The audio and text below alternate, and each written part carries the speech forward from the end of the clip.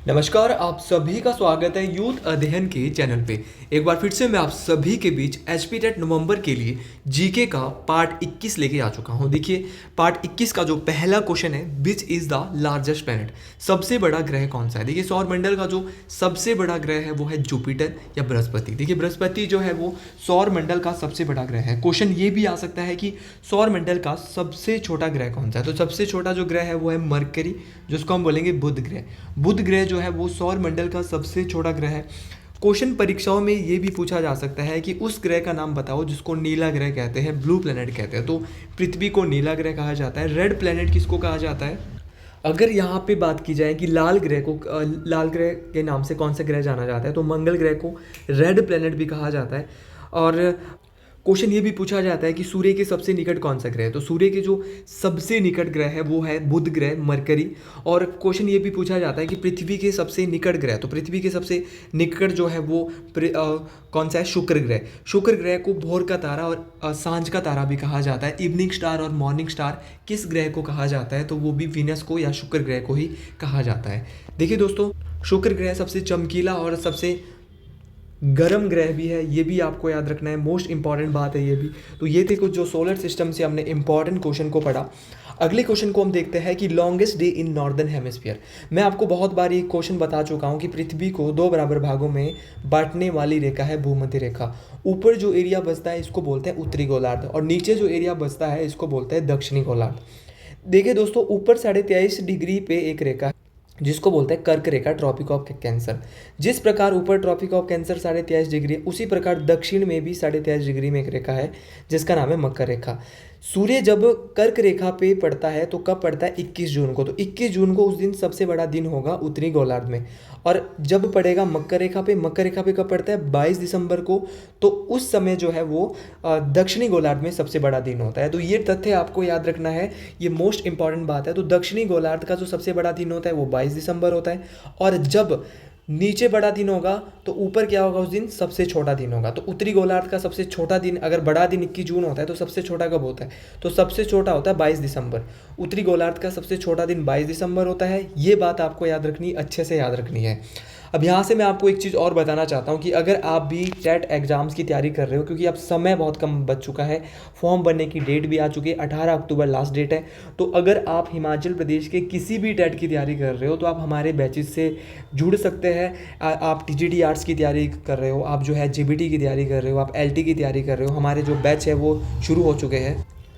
इसकी जो फ़ीस है वो मात्र 499 रुपये हमने फ़ीस रखी है। और अगर आप जो है इसमें भी आपको फाइनेंशियल कोई प्रॉब्लम है तो आप हमसे ज़रूर संपर्क कर सकते हैं। ये हमारा नंबर है, इस नंबर पे आप हमसे कांटेक्ट कर सकते हैं। 7876145409, ये हमारा जो है कांटेक्ट नंबर है। अगली क्वेश्चन की मैं यहाँ से बात करता हूँ कि ग्रीन हाउस गैस कौन सी है। अगर बात की जाए ग्रीन हाउस गैस की, तो ग्रीन हाउस गैस की अगर बात की जाए तो यहाँ पे जो राइट आंसर है वो है CO2। CO2 जो है एक ग्रीन हाउस गैस है। देखिए दोस्तों, जो ग्रीन हाउस गैसेज है ये जो है वो प्राइमरी ग्रीन हाउस गैसेज के, अगर जैसे CO2 हो गया, वाटर वेपर हो गया, मीथेन हो गया, नाइट्रस ऑक्साइड हो गया, ओजोन हो गया, ये सारी की सारी जो है वो ग्रीन हाउस गैसेज है। देखिए दोस्तों, अगर ओजोन लेयर की बात करें तो ओजोन जो लेयर है ये किस मंडल में, वायुमंडल के पाई जाती है? क्वेश्चन ये भी आता है। तो ये स्ट्रेटोस्फेयर या समताप मंडल में भी पाई जाती है। मोस्ट इंपॉर्टेंट क्वेश्चन है। और क्वेश्चन टेट परीक्षाओं में ये भी आ जाता है कि जो ये ओजोन लेयर होती है इसको किस यूनिट में इसको मापा जाता है? तो इसको डॉप्सन यूनिट में, डॉप्सन इकाई में मापा जाता है। ये क्वेश्चन आपको याद रखना है, मोस्ट इंपॉर्टेंट बात है। अगली क्वेश्चन की मैं यहाँ से बात करता हूँ। भारत और पाकिस्तान के बीच सीमा रेखा है। देखिए, boundary line between India and Pakistan is. देखिए, भारत और पाकिस्तान के बीच जो सीमा रेखा है इसका क्या नाम है? तो इसका नाम है रेड क्लिफ। बहुत बार ये पूछी गई है। रेड क्लिफ तो भारत और पाकिस्तान के बीच है। क्वेश्चन ये भी आ सकता है कि इंडिया और चाइना के बीच जो सीमा रेखा है उसका नाम क्या है? तो उसका नाम जो है वो है मेकमोहन रेखा। तो मेकमोहन जो लाइन है ये इंडिया और चाइना के बीच है। डूरंड रेखा वैसे इंडिया और अफगानिस्तान के बीच मानी जाती है, लेकिन ये वर्तमान में जो है वो POK वाला एरिया है। तो ये पाकिस्तान और अफगानिस्तान के बीच, या इंडिया और अफगानिस्तान दोनों, कुछ भी आप इसके बारे में बोल सकते हो। उसी प्रकार अगर बाउंड्रीज़ की बात करें तो यहाँ पे 49वीं समांतर रेखा भी है। तो 49वीं समांतर रेखा दो देशों को अलग करती है। कौन कौन से देश है? टेट परीक्षाओं के लिए बहुत इंपॉर्टेंट है। तो 49वीं समांतर रेखा USA को कनाडा से अलग करती है। उसी प्रकार एक 38वीं समांतर रेखा, बहुत बार ये पूछी गई है। तो 38वीं समांतर रेखा की अगर बात करें तो वो साउथ कोरिया को नॉर्थ कोरिया से अलग करती है। अगले क्वेश्चन की यहाँ से बात करता हूँ। अगला क्वेश्चन है सबसे बड़ा महासागर कौन सा है। महासागर को याद करना बहुत आसान है। देखिए आपको मैंने एक ट्रिक दिया है और इस ट्रिक का नाम है पैसा, PAIS से। तो सबसे बड़ा है पैसिफिक ओशियन, फिर है अटलांटिक, फिर है इंडियन, फिर है साउथर्न जिसको अंटार्कटिक भी बोलते हैं, दक्षिणी महासागर भी बोलते हैं, और सबसे छोटा है आर्कटिक महासागर। पी से पैसिफिक, अटलांटिक, इंडियन, हिंद महासागर, साउथर्न अंटार्कटिक महासागर के नाम से भी जाना जाता है, और फिर है भैया कौन सा अपना आर्कटिक महासागर। तो आर्कटिक अगर बात करें सबसे बड़े महासागर की तो वो प्रशांत महासागर है, सबसे छोटा पूछेंगे तो आर्कटिक महासागर है। क्वेश्चन ये भी आ सकता है कि दुनिया का ऐसा कौन सा महासागर है जो सबसे गहरा है, तो सबसे गहरा भी कौन सा है, प्रशांत महासागर है। तो हर एक बात आपको याद रखनी है। अगर आप हर एक बात को याद रखेंगे तो ही आप जो है वो अच्छे से जो है वो पेपर को क्वालिफाई कर पाएंगे। क्वेश्चन ये भी आता है कि यहाँ पे जो प्रशांत महासागर है इस पे कौन सी गर्त ऐसी है जो दुनिया की सबसे गहरी गर्त है, तो मारियाना गर्त। मारियाना गर्त जो है वो दुनिया की सबसे गहरी गर्त है जो कि कहाँ पे है, प्रशांत महासागर में। हिंद महासागर दुनिया का तीसरा सबसे बड़ा महासागर है, अटलांटिक दुनिया का दूसरा है, चौथे नंबर पे अंटार्कटिक आता है और पांचवें नंबर पे आता है आर्कटिक। तो आपको हर एक बात याद रखनी है। क्वेश्चन कोई सा भी परीक्षा में पूछा जा सकता है। और जो हमारा प्रशांत महासागर है ये पूरे महासागरों का 60% एरिया अकेले कवर करता है, ये मोस्ट इंपॉर्टेंट बात है, और पूरी पृथ्वी का 1/3 हिस्से पे ये फैला है। अगले क्वेश्चन की बात करते हैं। अगला क्वेश्चन है कि नरोरा न्यूक्लियर पावर स्टेशन किस राज्य में स्थित है। अगर बात की जाए नरोरा न्यूक्लियर पावर स्टेशन की, तो नरोरा न्यूक्लियर पावर स्टेशन जो है उत्तर प्रदेश में स्थित है। उत्तर प्रदेश की राजधानी कहाँ पे, तो उत्तर प्रदेश की जो राजधानी है वो लखनऊ में है, क्योंकि टेट में कभी कभार बेसिक क्वेश्चन भी पूछे जाते हैं जो कि हमें नहीं पता होते। मुख्यमंत्री जो है वो यूपी के वो योगी आदित्यनाथ है, वहाँ पे है नरोरा न्यूक्लियर पावर स्टेशन। लेकिन भारत में और भी बहुत सारे न्यूक्लियर पावर स्टेशन है, एक ही नहीं है भैया। अगर मैं बात करता हूँ विस्तार से, तो जैसे कल्पाकम न्यूक्लियर पावर स्टेशन कहाँ पे है, तो कल्पाकम न्यूक्लियर पावर स्टेशन तमिलनाडु में है। काकरापर न्यूक्लियर पावर स्टेशन कहाँ पे, गुजरात में है। हर एक बात को आपको डिटेल से जानना होगा। उसी प्रकार एक मोस्ट इंपॉर्टेंट है तारापुर न्यूक्लियर पावर स्टेशन, कहाँ पे है, महाराष्ट्र। अगर हम न्यूक्लियर पावर स्टेशन की बात करते तो भारत में जो पहला न्यूक्लियर पावर स्टेशन जो स्थापित किया गया था वो कब किया गया था, तो वो 1969 में सर्वप्रथम बार न्यूक्लियर पावर स्टेशन को भारत में जो है वो स्थापित किया गया था। उसका जो नाम था तो वो था कुंडुकुलम न्यूक्लियर पावर स्टेशन। तो ये भी मोस्ट इंपॉर्टेंट है। उसी प्रकार एक और है काइगा न्यूक्लियर पावर स्टेशन, ये कर्नाटक में। Haripur nuclear power station West Bengal में। तो ये कुछ न्यूक्लियर पावर स्टेशन है जो आपको याद रखने हैं। स्थापना कब हुई थी, 1969 में हुई थी, 1969 में हुई थी। तो ऐसे क्वेश्चन कभी कभार पूछ ले जाते हैं। इरुला किस राज्य की जनजाति है। बहुत बार मैं अपने लाइव क्लास जो हमारी बैचेज में रहती है वहाँ भी डिस्कस कर चुका हूँ कि जो इरुला एक जनजाति है, एक ट्राइब है, कहाँ की है, तमिलनाडु की। और भी बहुत सारी ट्राइब है भारत के अंदर। अगर मैं ट्राइब की ही बात करता हूँ तो जैसे अंगमाने जनजाति कहाँ की है, नागालैंड की है। मुंडा जनजाति बहुत इंपॉर्टेंट है, झारखंड की है। जयंतिया की तो चोटियाँ भी है भैया। तो जयंतिया की जनजाति है, जयंतिया की चोटियाँ हैं, जयंतिया की जनजाति है, ये मेघालय में निवास करती है। भील जनजाति के बारे में बहुत बार क्वेश्चन आता है, भील जनजाति कहाँ पाई जाती है, आप कमेंट बॉक्स में बताएं। क्वेश्चन ये भी आता है मीना जनजाति आपको बताएं। मीना जो रहते हैं वो राजस्थान में रहते हैं, ये भी आपको याद रखना है।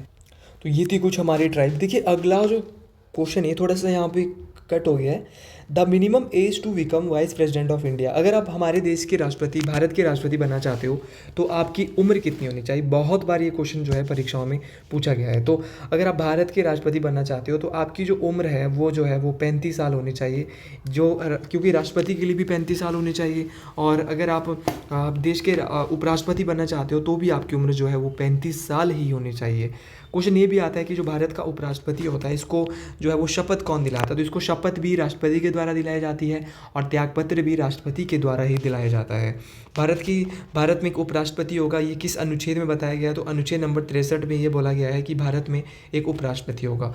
उपराष्ट्रपति जो है भारत के वो जगदीप धनखड़ है वर्तमान में, ये भी आपको याद रखना है। और उपराष्ट्रपति जो है वो राज्यसभा का सभापति होता है। अगली क्वेश्चन की यहाँ से बात करता हूँ। सामान्यतः किस ऊंचाई पर पक्षाब मेघ पाए जाते हैं। अगर बात करते हैं पक्षाब मेघ की, देखिए पक्षाब मेघ की जो ऊंचाई है वो 6 से 12 किलोमीटर होती है, 6 से 12 किलोमीटर होती है। सफ़ेद दिखाई देता है। क्वेश्चन ये भी आता है कि पक्षाब जो मेघ है, जो हमारे पक्षाब मेघ है जिनको सर्कस क्लाउड बोलते हैं, ये कैसे दिखाई देते हैं, तो ये सफ़ेद दिखाई देता है जो हमारे पक्षाब मेघ होता है। और ये जो है वो सबसे हाई क्लाउड्स भी माने जाते हैं। क्वेश्चन ये भी पूछा जाता है कि ऐसे क्लाउड्स बताइए जो आंधी तूफान लाते हैं। तो आंधी तूफान या थंडरस्टॉर्म हम इसको बोल सकते हैं, तो इनको बोलते हैं क्यूमिनो निम्बस क्लाउड। तो क्यूमिनो निम्बस क्लाउड जो है ये आंधी तूफान लाते हैं। लगातार जो वर्षा लाते हैं वो कौन से, वो निम्बस स्ट्रेटोस क्लाउड है जो लगातार वर्षा लाते हैं। और क्वेश्चन ये भी आता है कि जो सबसे घने क्लाउड कौन से होते हैं, तो सबसे घने जो क्लाउड है वो होते हैं क्यूमुलस क्लाउड्स। क्यूमुलस क्लाउड जो है वो कपास की तरह भी दिखाई देता है, तो इनको कोटरन क्लाउड्स भी कहा जाता है, क्यूमुलस क्लाउड्स को। अगले क्वेश्चन की बात करता हूँ। अगला क्वेश्चन भी अच्छा है। वह महासागर जिसकी गहराई सबसे अधिक है, थोड़ी देर पहले ही बता चुका हूँ, तो दो दो क्वेश्चन भी कभी कभार एक ही टॉपिक से आ जाता है। तो वो है प्रशांत महासागर। प्रशांत महासागर ऐसा महासागर है जिसकी गहराई सबसे ज़्यादा है, क्योंकि प्रशांत महासागर में ही दुनिया की सबसे गहरी ट्रेंच, सबसे गहरी महासागर मारियाना गर्त है, जिसकी जो गहराई है वो 11,022 मीटर ये गहरी है। अगर फिट में आ गया तो 36,000 फीट। याद रखना भैया, अगर फिट में आ गया तो क्या बोलेंगे, 36,000 फीट गहरी है मारियाना। और अगर मैं बात करूँ सुंडा गर्त किस महासागर में, सुंडा गर्त जिसको जावा गर्त भी कहा जाता है, तो वो हिंद महासागर में स्थित है। ये भी आपको याद रखना है, मोस्ट इंपॉर्टेंट है, परीक्षाओं में बार बार पूछा जाता है। क्वेश्चन ये भी आता है प्रशांत महासागर का शेप क्या है, तो ट्रायंगल शेप का है, त्रिभुजाकार है प्रशांत महासागर। एम आकार की शेप या वी आकार की जो शेप है वो हिंद महासागर की है। एस आकार की शेप का अटलांटिक महासागर है। तो ये कुछ शेप भी यहाँ पे इन महासागरों की है, ये भी आपको याद रखनी है, परीक्षाओं में ये भी पूछी जा सकती है। अगले क्वेश्चन की बात करते हैं। अगला क्वेश्चन है कि कालका शिमला रेलवे यात्रा में सबसे लंबी रेलवे सुरंग कौन सी है। देखिए, जो हमारा कालका शिमला रेलवे यात्रा है ये मोस्ट इंपॉर्टेंट बन जाती है परीक्षाओं के लिए। कालका शिमला रेलवे यात्रा की अगर बात करें तो यहाँ पे सबसे लंबी सुरंग है बड़ोक। बड़ोक सुरंग सबसे लंबी सुरंग है। कितनी लंबाई है भैया, तो इसकी लंबाई है 1143 मीटर।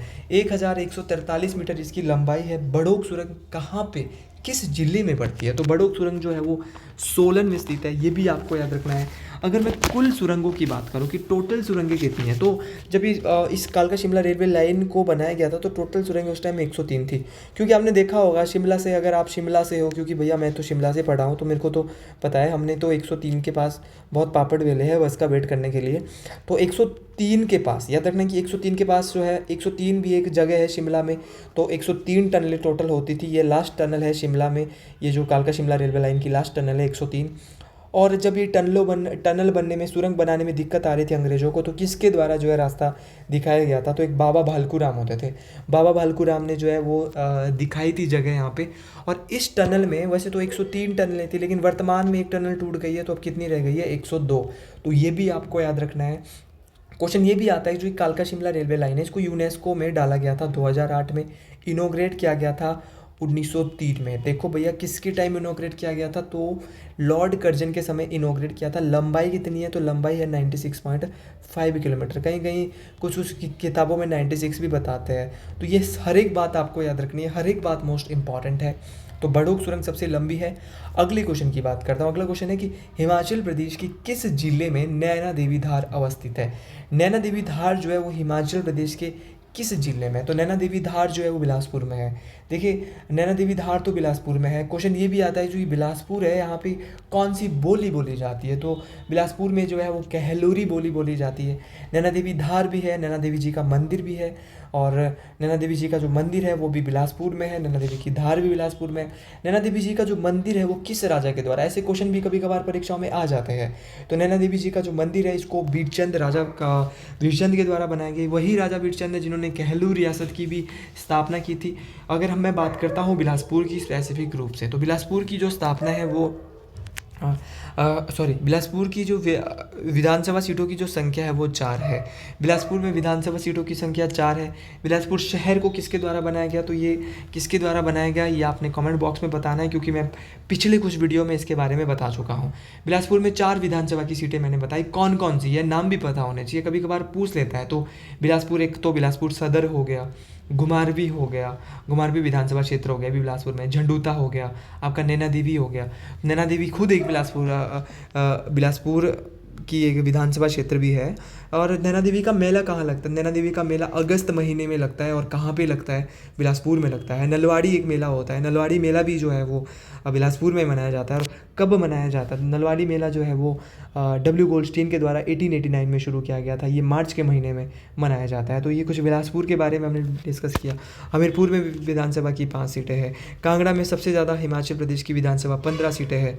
ऊना में भी 5 है, सिरमौर में भी 5 है, सोलन में भी 5 है, चंबा में भी 5 है। तो ऐसे 5 जिले हैं हिमाचल प्रदेश के जहाँ पे विधानसभा की 5 सीटें हैं। टोटल विधानसभा की 68 सीटें हैं। 68 में से 20 सीटें जो है वो क्या है, आरक्षित है, रिजर्व है, जिसमें से कि 17 सीटें एससी की है। एसटी की कितनी सीटें हैं? 3 सीटें। आपको हर एक चीज़ के बारे में जानकारी होनी चाहिए। मेरा डिटेल से बताने का मतलब यही है कि आप जब एग्ज़ाम देने जाओ तो वहाँ पे आपको कोई दिक्कत महसूस ना करनी पड़े कि जो हमें सर ने पढ़ाया, जो यूथ अध्ययन से हम अंकुश सर से पढ़ के आए हैं, आगे हमें जो है दिक्कत नहीं होनी चाहिए। मैं तो ये बोलता हूँ, साइकोलॉजी की अभी मैंने वीडियो थोड़ी सी रोकी है क्योंकि साइकोलॉजी की मैं 20 वीडियो मात्र लाने वाला हूँ, क्योंकि मुझे पता है कि 20 वीडियो के अंदर साइकोलॉजी सारा कवर होने वाला है। जीके समुंदर है, यहाँ पे बहुत सारे क्वेश्चन बन जाते हैं। तो मैं धड़ाधड़ जीके की, मेरा आपसे प्रॉमिस है कि मैं 50 से 100 वीडियो के बीच में जीके की भी वीडियो ला दूंगा आपके बीच।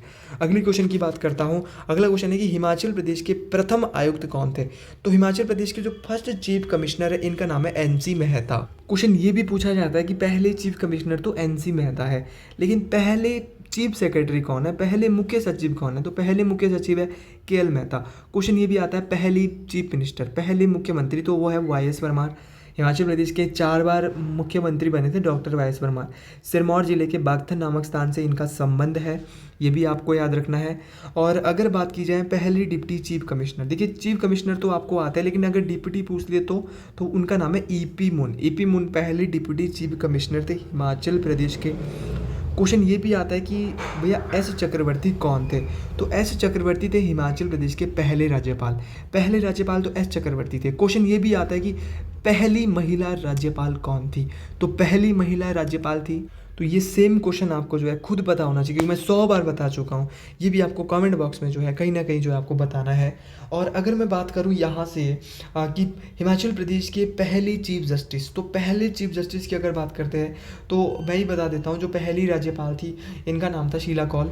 और अगर बात करूँ मैं पहली चीफ जस्टिस, तो पहले चीफ जस्टिस थे मिर्ज़ा हमीदुल्ला बेग। मिर्ज़ा हमीदुल्ला जो बेग जो है, जिनको MS बेग भी कहा जाता है, ये जो है हिमाचल प्रदेश की पहले चीफ जस्टिस थे। और पहली महिला चीफ जस्टिस थी लीला सेठ, ये भी आपको याद रखना है। क्वेश्चन ये भी आता है पहले विधानसभा अध्यक्ष, तो ये थे पंडित जयवंत राम, पहले विधानसभा अध्यक्ष थे। और पहली जो विधानसभा महिला अध्यक्ष थी तो इनका नाम था विद्या स्टोक्स। वर्तमान में जो है हिमाचल प्रदेश विधानसभा की जो विधानसभा स्पीकर है, इनका नाम है कुलदीप पठानिया। PWD मंत्री जो है इनका नाम है विक्रमादित्य सिंह। पंचायती राज मंत्री है अनिरुद्ध सिंह। जनजातीय मामलों की जो मंत्री है इनका नाम है जगत सिंह नेगी। धनीराम शांडिल जी स्वास्थ्य मंत्री है। पहले उप मुख्यमंत्री बने हैं मुकेश अग्निहोत्री। जल शक्ति विभाग के मंत्री भी मुकेश अग्निहोत्री, जिनको IPS मिनिस्टर भी कहा जाएगा।